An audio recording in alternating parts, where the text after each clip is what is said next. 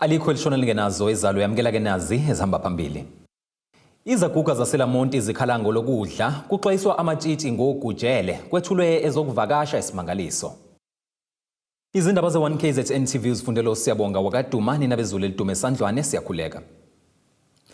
Izaguga zaseLamonti ngaphansi kwa-Ward 75 Ethekwini zithi zifuna imeya kamasipala iTheku kube yiyezo zibambela mathupha uhlelo lokuhlinzeka kwazo ngama-voucher ahlose ukuzilekelela ngalesikhathi samaholidi. Lokhu kuvele ngesikhathi lezi zaguga ziqhinqe emahhovisi ekhansela lendawo nokuyilapho bezikhala ngokushiwa ngaphandle ekuhlinzekweni ngalama-voucher. Laba bathi sekungenyaka wesibili kunezingxushungxushu ezifuze lezi kanti okubuhlungu kakhulu ukuthi balambile. Ngakho-ke lolu hlelo luzobalekelela kakhulu kulungisa ukuzilungiselela incibijane. Zikhale ngendlala izaguga evuka umbhejazane ezaqhinqa emahhovisi ekhansela zifuna ubulungiswa ngohlelo lokuhlinzeka kwazo ngama-voucher okudla avela kumasipala iTheku. Owesifazane oneminyaka engama-64 uthi-ke kumphatha kabuhlungu ukuthi-ke kusukela lolu hlelo lwaqala akakaze ahlomule kulo yize ehluphekile. Izolo sifikile la sizobhalisa ukuthi sicela ukuthi basikhumbule kuma-voucher bangalewe benika abantu ababodwa. Masifika sabhaliswa kwathiwa ama-voucher akaphumi. Ama-voucher bazohlala phansi namhlanje bakhuluma indaba yokuthi ama-voucher azophuma kanjani. Sekuyabe ebusuku izolo sebeyabanikeza labantu kade bevele bebanika ama-voucher ababanika minyaka bonke basikhetha thina bangasinika banyonyobe ebusuku. La sizofuna ama-voucher ethu ngoba sizakhamuzi zaseNingizimu Afrika. Ama-voucher akahlangane nendaba zayopolitiki. Kuthiwa ama-voucher ezalukwazi laba bawathathayo ama-volunteer wakhe bahambe bayothenga ngawo utshwala. Siyawadinga ke ama-voucher ethu, siyawafuna ama-voucher ethu. Silambile siyabafuna ama-voucher ethu.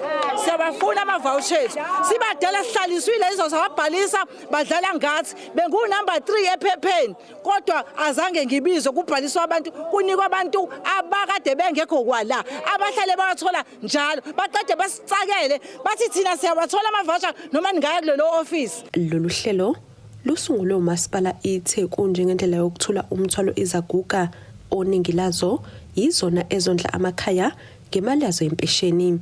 Ama-voucher atholakala emakhanseleni nokuyiyona nto eyenze lezaguga zaqhinqa emahhovisi alo.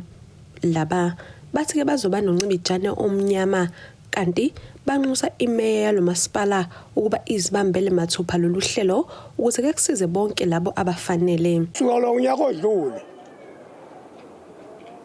awathola salwa nalo anikwa bangani namhlanje sizwe ngendaba ebusuku kwathiwa ihambe nikwe ebusuku nalo ngokwalikho siyalidinga ukhuluma indaba ama-voucher ngawethu hayi lona.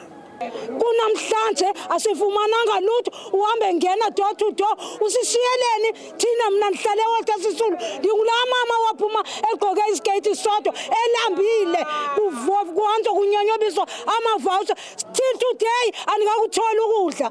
Hayi ngiyahlukumezeka kakhulu ne-BP mina anginako ukudla kumanje ngakola ngomhla ka-1 ngiyondla le ingane nami kufuneka ngithenge oma-veg o-fruit anginayo lo mali. Ngicela ukuthi umeya yena qolo kube uyena uzosinikeza ama-voucher la ngoba yena uhambe ebusuku anikeza abangani bakhe ama-voucher. Thina ngoba naku usigugile akasiniki unika iy'ntombi zakhe ey'ncane hayi. Kuzokhumbuleka ukuthi nangonyaka owedlule lolu hlelo lwakhungathwa izinkinga ezifanayo kanti-ke ngesikhathi lolu hlelo lwethulwa ngokusemthethweni nonyaka usomlomo walo masipala wacacisa ukuthi-ke kakulona olwenhlangano ethize ngakho makuhlomule zonke izaguga. Uphinde waxwayisa amakhansela ukuba alisingathe ngobunono. Amakhansela kuyiwo aze bengamele lolu hlelo alingamele ngenhlonipho nesizotha nangokucophelela ukuze ngesikhathi lezi zipho zedluliselwa kogogo nomkhulu ingabikho inhlese yezepolitiki, singabikho isimo lapho kube khona abantu abangezwathola lama-voucher ngenxa yokuthi abavumelani nekhansela ngezinto ezithize. Imizamo yokuthola ikhansela yakule ndawo yephunzile njengoba ucingo lwalo belivaliwe. Ezindabeni ze-1KZNTV kubikuntomkhona Mvubu Ethekwini. Inkosi yesizwe sakaMadlebe emeva mhlophe inkosi uZenzo Zungu iqwashise izintombi ukuba ziziqhelelanise nophuzo oludakayo ngoba lungaholela ekutheni zenze izinto ezingalungile zingakwazi nokuzilawula. Inkosi uZungu ikusho lokhu ikhuluma nabezindaba njengoba ibisingethe umcimbi wezintombi Zomhlanga ke kulandela ukuthi zingakwazanga ukuba ziphumelele ukuba yingxenye yezintombi ezaya kumkhosi omhlanga enyokeni obanjwa minyaka yonke kwaNongoma. Besiphumeke ngomningi bazi izitombi ezivele esigodini ezahlukene ngaphansi kwesizwe sakaMadlebe emeva mhlophe ngaphansi ke kwenkosi uZungu umcimbini wesitombi obuhlelo ke inkosi. Lo mcimbi ke inkosi ithi bowenzela ukujabulisa izitombi ngoba ke zingakwazanga ukuphumelela ukuya ke emhlangeni waminyaka yonke obanjelwa ke enyokeni kwaNongoma. Lo mcimbi esiwenzile weyingane lezi ehamba umhlanga ngoba kwakufanele zihambe ziyenyokeni zangakwazi ukuyenyokeni ngase ngiyithembisa ukuthi namhlanje ngiyokwenza umcimbi wazo kwazi ukujabulisa nokuthi ziyigcine umntombi baso. Ingane kufanele kwazi uziphathe kahle ngoba namhlanje kunezifo kunayo yonke into. Ingane kufanele ziyocansini zingakakhuli. Ukwabini bese xa kakhulu ukusetshenziswa kophuzo oludakayo wathi ke intombi inotshwala into engahlangani ngoba ke ukusetshenziswa kotshwala kugcina ke kusebenzisa izinto ezingafanele. Uphuzo nje into engahlangani nomuntu osemncane ngoba egcineni uphuzo lwenza umuntu angakwazi ukulawuleka ngisho umdala wesifazana akakwazi ukulawuleka. Manje ke ingane ke mazike zaliphuza kusho ukuthi ngamamazwi isizwe siyafa lezo sizwe sonke. Izintombi ebezihambele lo mcimbi zibongeke kakhulu ke kuGwabini ngomcimbi wazo azenzele zona. Namhlanje sihlanganele lana inkosi ngoba inkosi izosibonga izosijabulisa njengezingane zakhe nathi siyajabula ukuba lana. Sithi intombi ke mele iphathe kahle bakithi. Ukuyiphatha kwentombi ku prevent izinto eziningi from happening. Ukuthi agcine sekhulela angithi mayisekhulela uzoba seketeka iminyaka before abe successful. So ngithi intombi ke mele iphathe bakithi kubalekile ukuyiphatha kwentombi. So ngithi ngoba kuyi festive season cela niphathe kahle guys abafana bengadlala ingane like sikhumbule ukuthi singobani. Sibonga noGwabini ngalomcimbi asenzele wona. Thanda ukubonga inkosi uZungu kakhulu ukuthi ukwazi ukwenza lolu suku lafezeka noma singayanga emhlangeni siyambonga uGwabini. Lo mcimbi namhlanje ukuthi sizobungaza njengoba sasingayanga emhlangeni sizobungaza inkosi bihlele lo mcimbi wanamhlanje esidlulisa ukubonga kakhulu inkosi uGwabini. Lo mcimbi ke ubuhanjelwe ngamakhosi aseNdlunkulu noNdlunkulu abavele ezindaweni ezahlukene kanti uGwabini ke uphinde wadlulisa izilokothe ezinhle zokuphela konyaka. Sidabeni zo1KZNTV nginguSamkeliswe Ngqulunga ngisemeva mhlophe. Isikhulu esiphethe zokukhangisa ngaphansi kwesikhungo sezokungcebeleka isimangaliso Westland Park uThandi Shabalala uthi sebemi ngomumo kwamukela izivakashi ngalesikhathi samaholidi. Ekhuluma nethimba lezindaba ngenkathi ethula ngokusemthethweni lolu hlelo lezokuvakasha uveze ukuthi kuningi abantu abangakuthokozela ngokuhambela le ndawo. Isimangaliso Westland Park enye izindawo ehamba phambili emhlabeni jikelele kwezokuvakasha njengoba kusuka nabantu emazweni aphesheya bathutheleke kule ndawo yezokungcebeleka. Isikhulu kwezokumaketha kule ndawo uThandi Shabalala uthi balindele isibalo esiphezulu sezivakashi kulonyaka. Abantu babizwa ulwandle kakhulu baye beach beyothokozisa khona. Si ready sivulile silindele abantu. So silindele ama numbers amakhulu. That's why ke this time size sakhetha ukuthi asivule uhlelo lokuthi abantu bakwazi ukuthi babooke online. So yilelo esithanda ukuthi siliphakamise kakhulu ekuthini yes sesinendlela yokwenza lula abantu bangazi bayohlala emagatini bangakwazi ukungena. Le ndawo ihle ngokuba nezilwane ezinhlobonhlobo ulwandle nechibi nokuyikhona abantu abakuthokozela kakhulu kule ndawo. Epaki ke akulona ulwandle kuphela esinalo esimangaliso sinama activities amaningi esiwa offerishayo ezisimangaliso njengoba sithi si Wetland Park kunama activities are based emanzini njengama boat la ukwazi ukungena khona ubona ilwane ezilapha emanzini ezibala amahippo ingwenya inyoni ezithize ubona imila ezithize egudle amachweba lawa ethu ama lake, and then bese ukwazi futhi ukungena ngaphakathi epaki ubuka izilwane ezahlukahlukene. Sinalokho esithi big 5 nangaphezulu kakhulu kwalokho. Sinezilwane eziningi esiye sithi sine big 7 noma big 8 esimangaliso, ngoba on land sine big 5. Ngicabanga ukuthi siyayazi sonke. Bese kuthi lapha ya olwandle siphinde sibe nemkhoma amahweli, siphinde sibe noshaka, siphinde sibe nalokho esithi ama turtles, imfudu zasolwandle.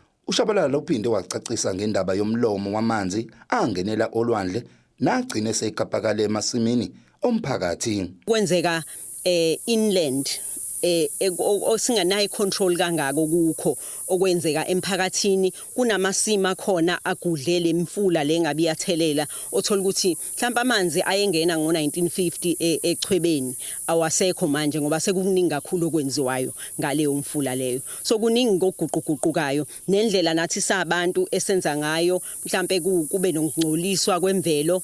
Le ndawo inezokuphepha sezingeni ukuqinisekisa ukuthi izivakashi ziphephile. Ezindabeni ze-1KZNTV kubika uThabani Maphumulo eSt Lucia. Ake siye ezitolo sihlangabezana kanjani masibuye.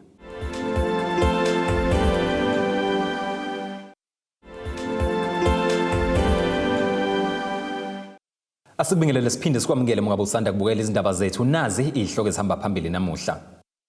Izaguga zaseLamonti zikhalango lokudla kuxwayiswa amatshitshi ngogujele kwethulwe ezokuvakasha esimangaliso. Bayishayile ihlomba abafuyi imbize bibizwe umasipala wesifunda uMzinyathi uholwa imeya uPetros Ngubane nokuyilapho bebehlanganise khona abalimi kanye nabafuyi ngenhloso ukuthi becubelelane ngolwazi ukuze bezokwazi ukukhulisa amabhizinisi abo ezindaweni zamakhosi. Umeya uNgubane uveza ukuthi lokho bayafisa ukwenza minyaka yonke ukuze ke uzokhulisa abalimi ngaphansi kamasipala uMzinyathi. Umeya umasipala wesifunda uMzinyathi uPetros Ngubane uveza ukuthi lokhu bakwenzela ukusiza umphakathi ukuze ukwazi ukuzithuthukisa ezindaweni zamakhosi. Mhlanje sihlangene nama-farmers kumasipala nomasipala njengaseminyangweni kahulumeni kuba neminyangano emincane ngaphakathi.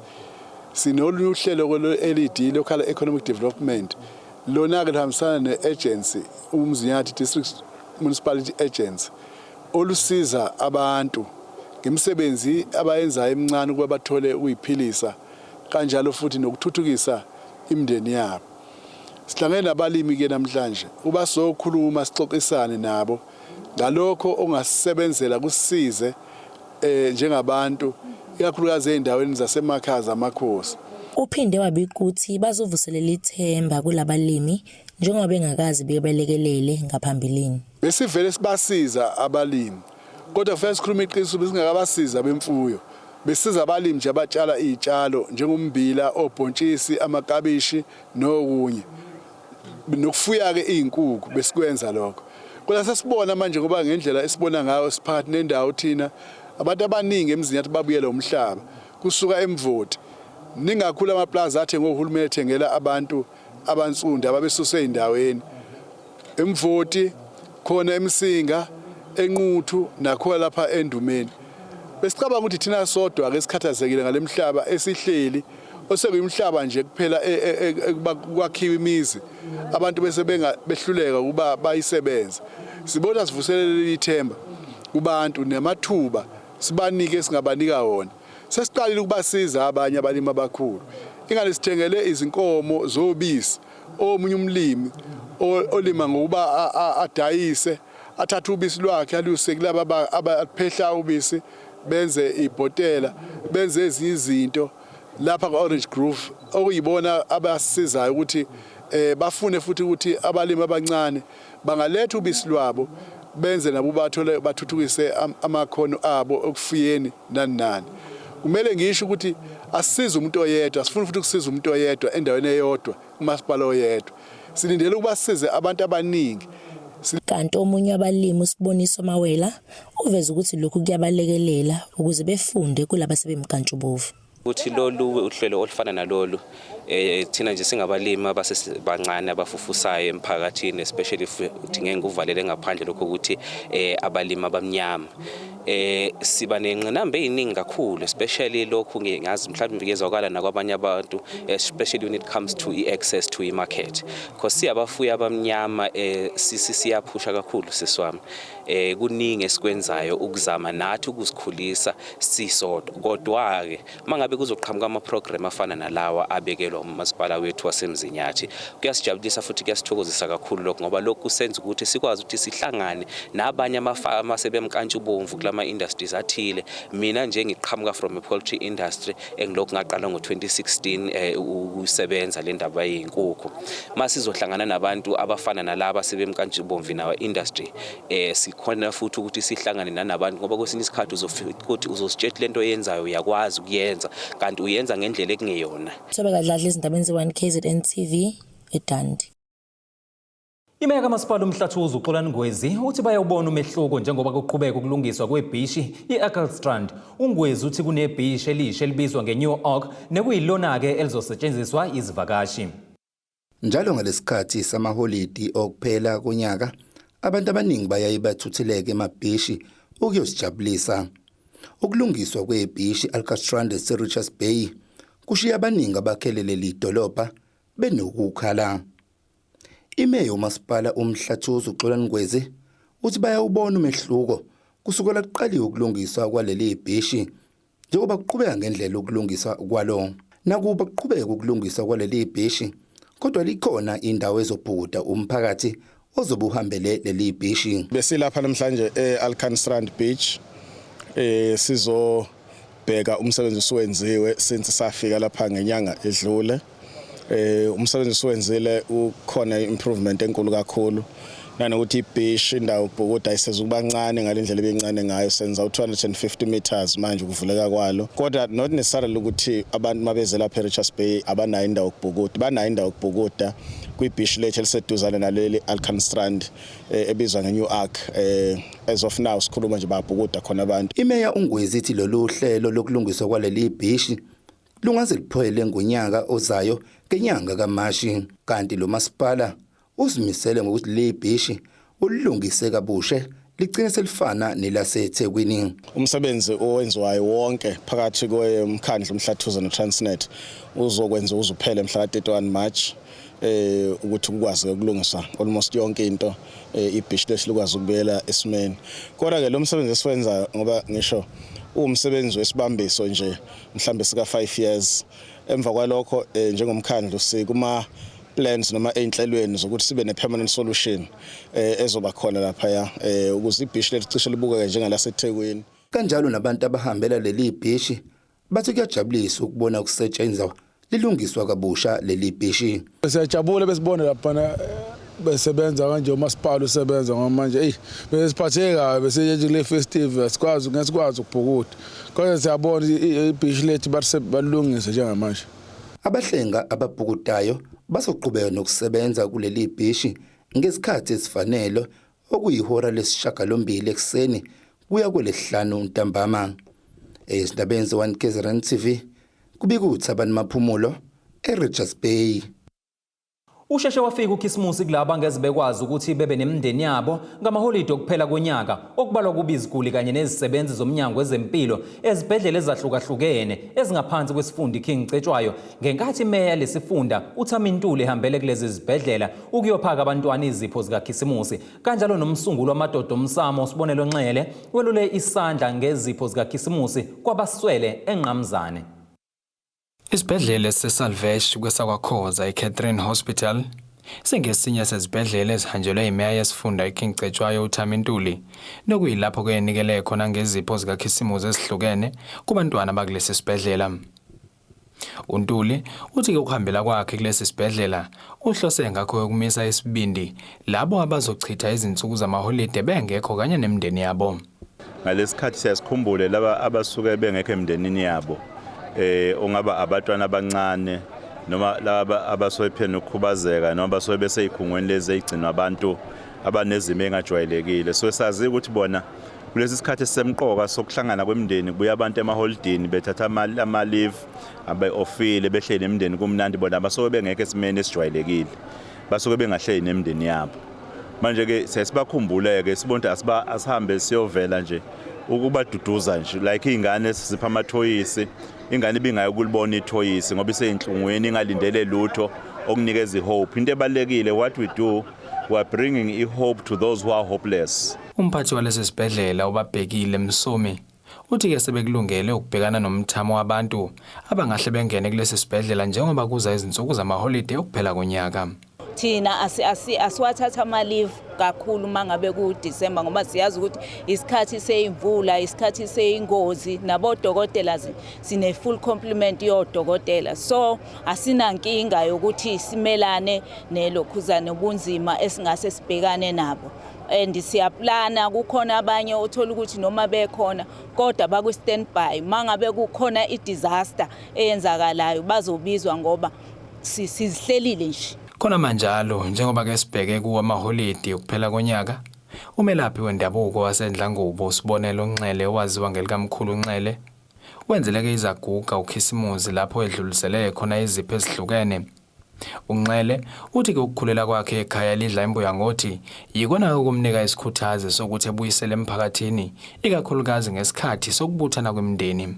Mangiya lapha engiyakhona emzini yabantu ngokubiza engilenzayo ngabona kwesinye isikhathi ngisho imali okufanele ukuthi ngikhokhelwe ngayo ngigcine sengasayithathi ngenxa yokuthi nginokuyibuza ukuthi uma benginikeza ele mali bazosala bethenge ngani ukudla kulowo muzi lo ngagcina ke ngaba nje nalokho mfuthu ukuthi ayikhona engazikusho ukuthi konakele kakhulu angikwazi ukuthatha kwayona le mali ongeyogcina ake ngenze indlela manje yokuthi yini indlela engenza ngayo ngase ngisungula ke inhlangano engenza inzuzo kuthiwa uKhanyamsamo Foundation. Lo Khanyamsamo Foundation ke ingoba unabafelokazi phakathi unezintandane unabantu abangathathi intweni ugqozo lwangifaka mfethu ukuzalwa emndenini ongabusi. Ezindabeni za 1KZNTV kubika umqondisi Myeni ngesesalvation. Ake sihlabena nali ikhefu uhlangabeza ingosi yomnotho masibuya.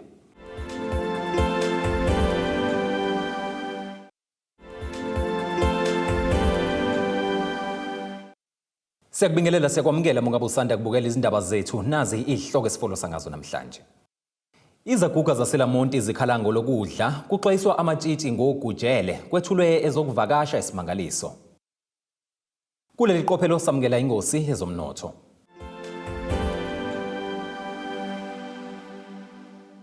Irandi lakuleli liu-18.59 maliqhathaniswa nedola laseMelika libe u-23.54 maliqhathaniswa nopondo waseBrithani liphinde libe u-20.32 maliqhathaniswa ne-euro lase-Europe. Igolide ke lona lingu-$2,024.33 i-ounce kuthi uwelo ngahluziwe ube u-$77.95 umphongolo. Ake sibheke engosini yezemidlalo. Umasipala iTheku uthi ukubona kubalekile ukweseka ezemidlalo ngokuhlukahlukana kwazo inqobo nje uma ke zizojabulisa abantu. Lo masipala usho lokhu njengoba kade kunomdlalo wezimoto iDurban Spin Fest obubanjelwe workshop eThekwini.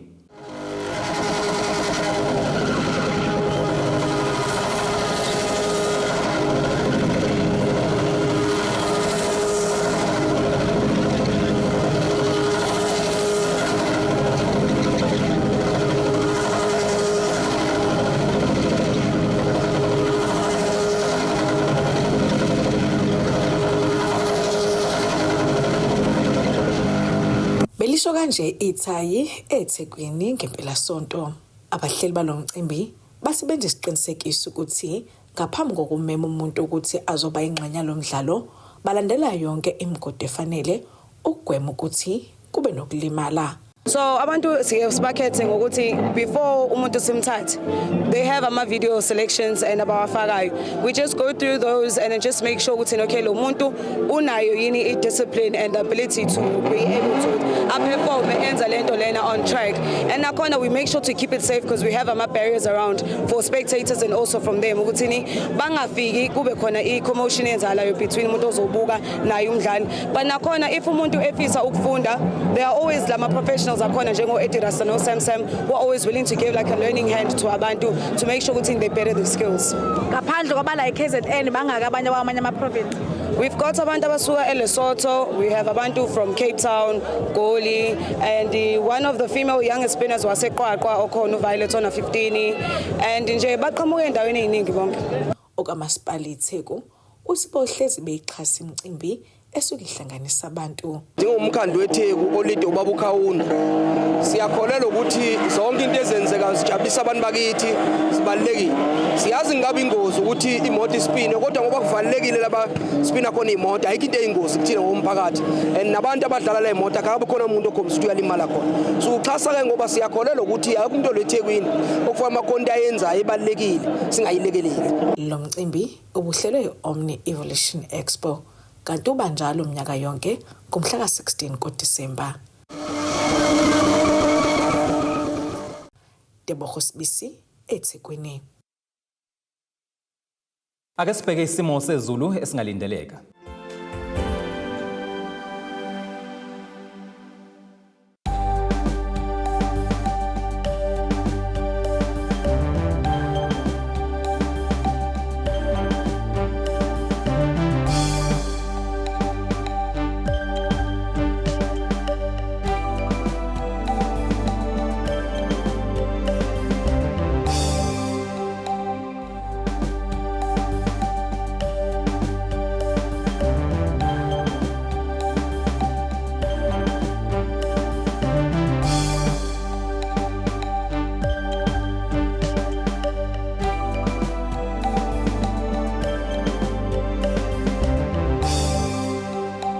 Zulu mnyama undlela zemhlophe ziyaguqa bese kuphathele zona namhlanje sihlangabezana kanjani futhi kusasa ngesikhathi esifanayo.